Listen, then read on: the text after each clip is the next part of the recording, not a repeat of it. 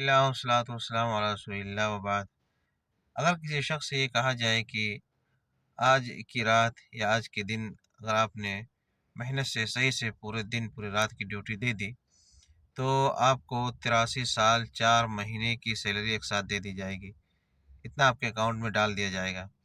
تو پتہ ہے لوگوں کے اندر کتنا جوش و خروش ہوگا، کوئی سونے ہونے کا کوئی نام بھی نہیں لے گا کہ بھائی آج ایک رات کی محنت ہے اور اتنی بڑی سیلری ملنے والی ہے۔ 83 سال 4 مہینے کی تنخواہ ایک ساتھ اکاؤنٹ میں ڈال دی جائے گی، اور یہاں رب العالمین کی طرف سے وعدہ ہے کہ لیلۃ القدر خیر من الف شہر، کہ شب قدر کی جو عبادت ہے وہ کیا ہے؟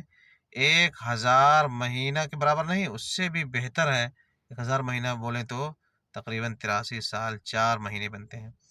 اس کے باوجود بھی اگر ہم غفلت کرتے ہیں اور ادھر ادھر ٹہل گھوم کر کے اگر اپنی رات بتا دیتے ہیں، ختم کر دیتے ہیں گپ شپ میں، ہوٹل میں اور ادھر ادھر کی بریانی پکانے میں، تو ہماری بہت بڑی ناکامی اور بیوقوفی ہے، جہالت ہے کہ ہم نے اتنی مبارک رات کو یوں ہی گنوا دیا۔ لہٰذا میرے بھائیو، ہم لوگ محنت کریں، جتنا ہو سکے کوشش کریں، اور قیام اللیل خاص طور سے اس کی طرف دھیان دیں۔ نبی علیہ السلام نے ارشاد فرمایا، صحیح بخاری وغیرہ کی حدیث ہے کہ من قام لیلۃ القدر ایمانا واحتسابا غفر له ما تقدم من ذنبه، جس نے ایمان کے ساتھ ثواب کی نیت سے شب قدر میں قیام کیا، اس کے پچھلے سارے گناہ معاف ہو جائیں گے۔ آپ نے دوسری راتوں میں تراویح پڑھی نہیں پڑھی، اگر نہیں پڑھی ہے تو کم سے کم ان راتوں میں مت چھوڑیں، کیونکہ ان راتوں میں بھی اگر آپ نے پا لیا اور شب قدر والی رات کوئی ٹھہر گئی، خلاص پچھلے سارے گناہوں کی کیا ہو جائے گی؟ انشاءاللہ بخشش اور معافی ہو جائے گی۔ نبی علیہ السلام خود کہتے ہیں، سنن نبی داؤد اور ترمذی وغیرہ کی صحیح روایت ہے، ابو ذر رضی اللہ عنہ کہتے ہیں کہ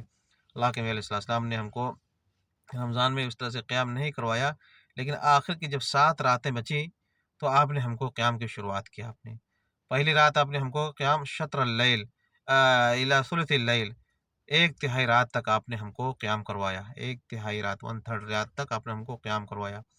پھر اگلی رات آپ نے ہم کو قیام نہیں کروایا، پھر اس کے بعد والی جو رات تھی تو پھر نبی علیہ السلام نے ہم کو قیام کروایا، اور الی شطر اللیل، آدھی رات تک ہم کو قیام کروایا۔